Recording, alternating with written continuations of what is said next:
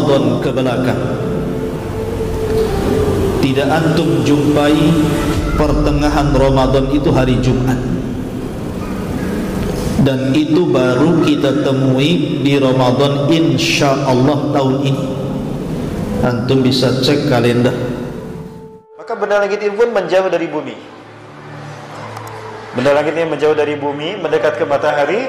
Di saat itu benda ini tidak kuat dengan panas matahari, bisa jadi meledak. Dar. Apakah itu ledakan yang akan didengar di tanggal 15 Ramadan jika 15 Ramadan jatuh pada hari Jumat? Tahun ini 1441 Ramadan 1441 Hijriah, 15 Ramadan jatuh hari Jumat. Ustaz nakut-nakutin. Oh enggak, saya enggak nakut-nakutin. Saya berbagi rasa takut. Saya enggak mau takut sendirian.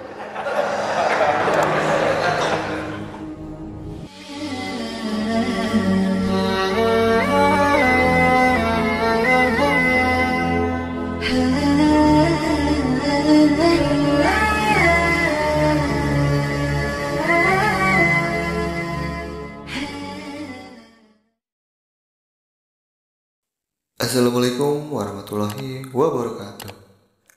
Bagaimana kabar Anda semua hari ini? Semoga semua dalam keadaan sehat selalu. Dari Abdullah ibnu Mas'ud, perhatikan hadis ini, ngeri kalau kita baca. Apabila terdapat suara yang sangat dahsyat di bulan Ramadan, maka akan terjadi huru hara di bulan Syawal. Akan banyak golongan manusia yang saling memisahkan diri di bulan Dzulqa'dah. Akan terjadi pertumpahan darah di bulan Dzulhijjah dan juga bulan Muharram. Kemudian Rasul ditanya, apa yang harus dilakukan di bulan Muharram? Orang ini bertanya 3 kali. Maka Nabi SAW bersabda, sangat disayangkan sekali saat itu manusia akan saling membunuh dan sangat kacau keadaannya. Maka kami bertanya lagi, apa suara yang dahsyat itu wahai Rasulullah yang akan terjadi di pertengahan Ramadan itu? Maka Rasul mengatakan, suara itu terjadi di pertengahan bulan Ramadan, bertepatan dengan malam Jumat, dan suara dahsyat ini akan membangunkan orang-orang yang sedang tidur, menjatuhkan orang-orang yang sedang berdiri, menjadikan para wanita-wanita terhempas dari kamar-kamar mereka. Pada saat itu akan banyak terjadi gempa. Pada saat itu cuaca yang sangat dingin akan menerpa. Hal itu apabila pertengahan bulan Ramadan di tahun itu bertepatan dengan malam Jumat.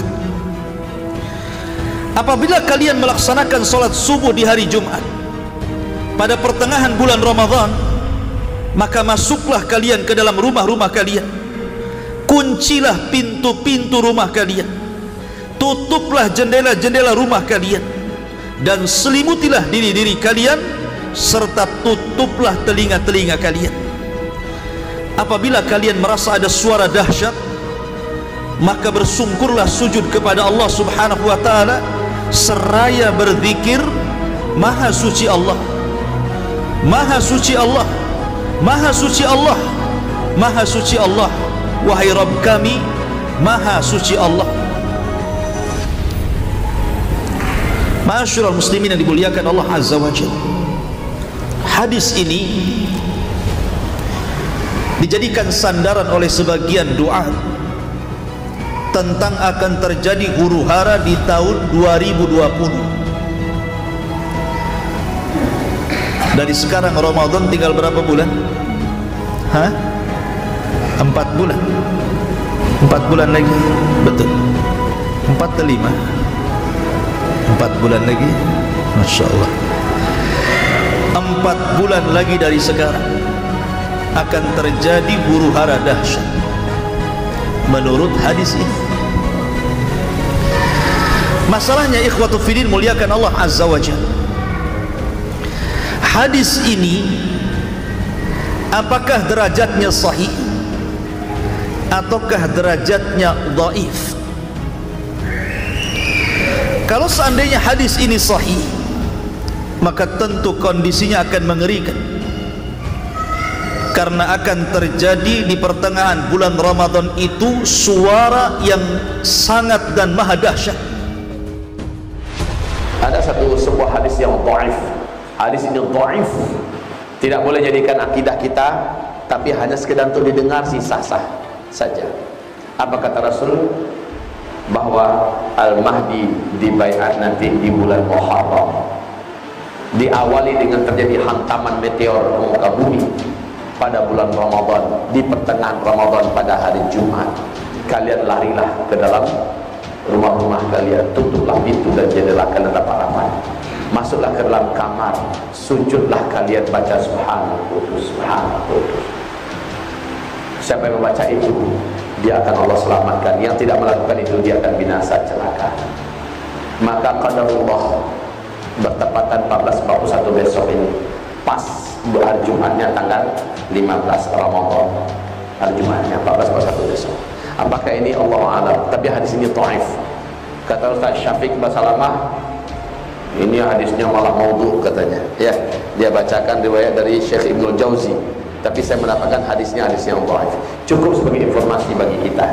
Yang jelas tanda-tanda yang lain mendukung. Nah, kaum muslimin yang kami muliakan, melihat tanda-tanda ini semua, jika benar demikian, berarti dari Oktober, November, Desember, Januari, Februari, Maret, April, Mei kita Ramadan, tinggal Juli ya, Mei, 7 bulan lagi ke depan kita Ramadan. Waktu kita sempit, menjelang waktu sempit ini akan banyak kejadian-kejadian alam yang mengerikan. Lihat saja, kalau ini benar-benar terjadi, berarti sah. Jika belum terjadi, kita berlapang dada, kita senang dan bangga, kita sujud syukur, dan kita diberi oleh Allah kelampangan dan kesempatan lagi ke depan. Jika terjadi, jika tidak, bersyukur kita sama-sama. Jika terjadi, harusnya setelah saya sampaikan, bapak-bapak, ibu-ibu melakukan persiapan. Sebab apa? Sebab akan banyak bencana-bencana alam yang mengerikan yang akan terjadi. Baik Indonesia, baik Asia Tenggara, baik Asia Tengah, baik Arab, Afrika, Amerika, Eropa, negara-negara di dunia akan menyaksikan banyaknya kejadian besar yang akan menimpa bumi ini. Hadis ini tidak benar.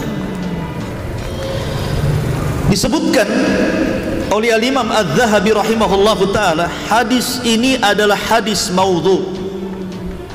Apa arti maudhu? Palsu.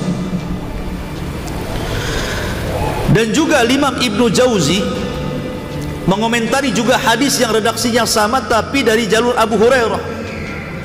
Itu pun dikatakan haditsun maudhu'un an Rasulillah. Kata Ibnu Jauzi, hadis itu maudhu, palsu, mengatasnamakan kepada Nabi SAW. Kemudian juga dikatakan oleh Al-Uqaili rahimahullahu ta'ala, seorang pakar hadis, dia mengatakan laisa lihadzal hadis aslun an thiqatin wala min wajhin sabitin.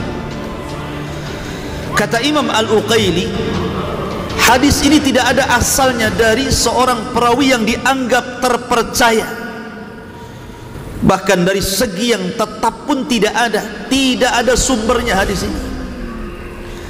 Bahkan dikatakan oleh Imam Hakim Sahibul Mustadrak, huwa hadithun gharibul matani, hadis ini aneh matannya. Masyarul muslimin yang dimuliakan Allah, bahkan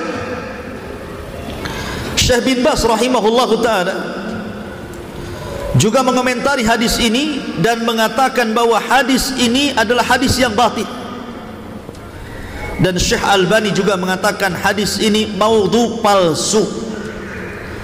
Kalau sudah tahu derajat hadis ini, mestinya siapapun yang menceritakan tentang hadis ini kan harus menceritakan tentang derajat hadis, kan gitu. Jangan disampaikan begitu saja.